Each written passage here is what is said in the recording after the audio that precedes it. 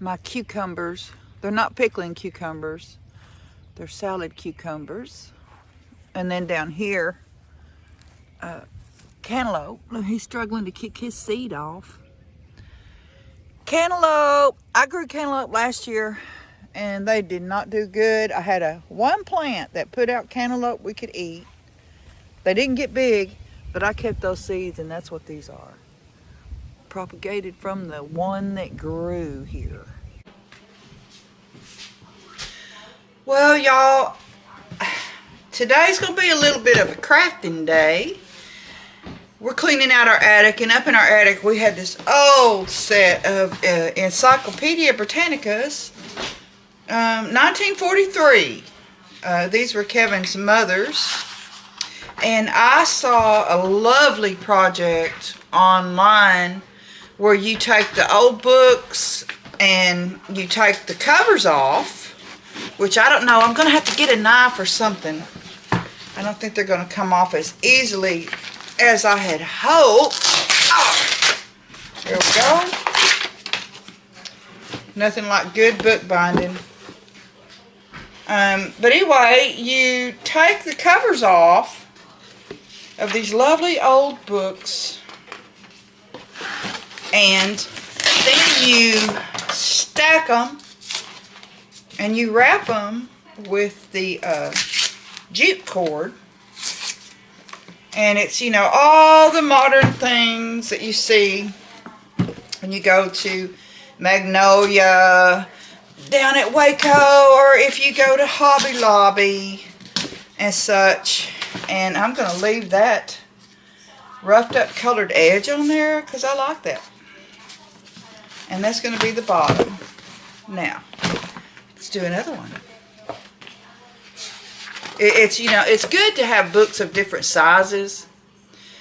And I've gotten rid of all of my books that I didn't want.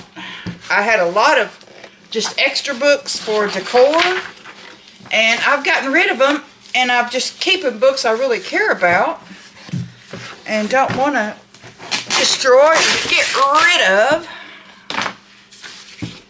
You know, some books, I mean, like this, who's going to want this? Nobody wants Encyclopedia Britannicas. Now, you watch me find out that this was a rare edition. Ah! It'd be my luck. And that's the back. So I'm going to leave that on there.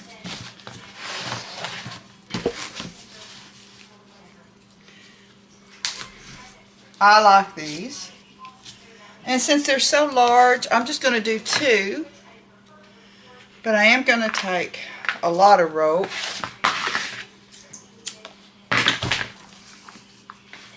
And I will wrap it.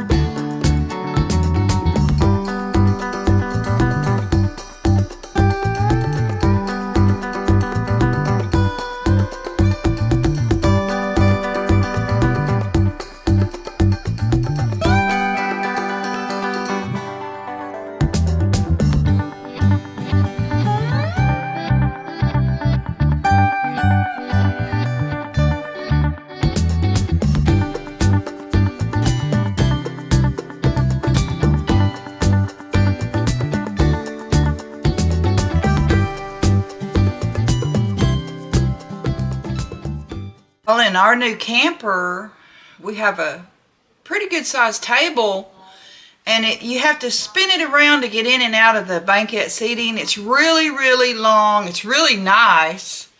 But Kevin and I don't need it for just me and him. We would prefer to have room on the sides, and I'll show you.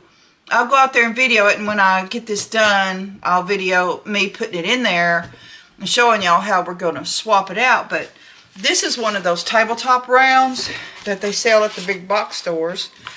And I am going to sand it down. I'm going to chalk paint it white. And then we're going to do the peel and stick vinyl. We're going to do our logo on here for our YouTube channel. And then I will, paint the rest of it. And then we are going to put a, what do you call it? It's not polyurethane. It's the real hard stuff. I can never remember. You pour it on, it sits up. Resin. We're going to pour resin. Resin. We're going to pour the clear resin over it so it's really durable. It'll stand up to water and all that kind of stuff. So let's sand, and I'll get the first coat on here.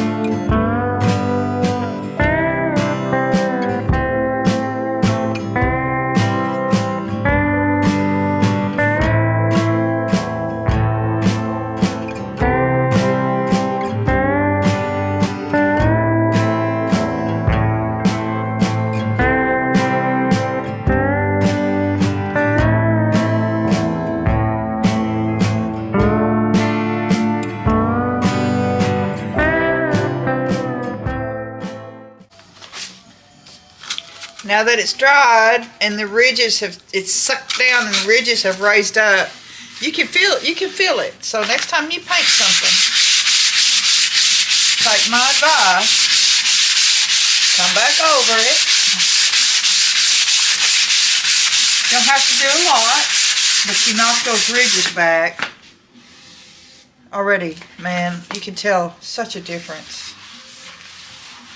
Wonderful. There I am singing. Okay. A while ago, I had the bottle. I said, the white paint, let's get going. And I poured it, and it just splattered out. It was my wax. It wasn't my paint. I'm about at the bottom of the barrel. About at the bottom of the barrel. Yeah, I get in painting spurts. Now, earlier, I did put a couple drops of water in it to thin it out. And I'm going to have to again because look at how thick this paint is. It's because it's been opened for, probably close to a year.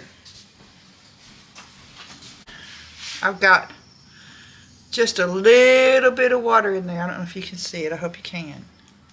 It does not take much.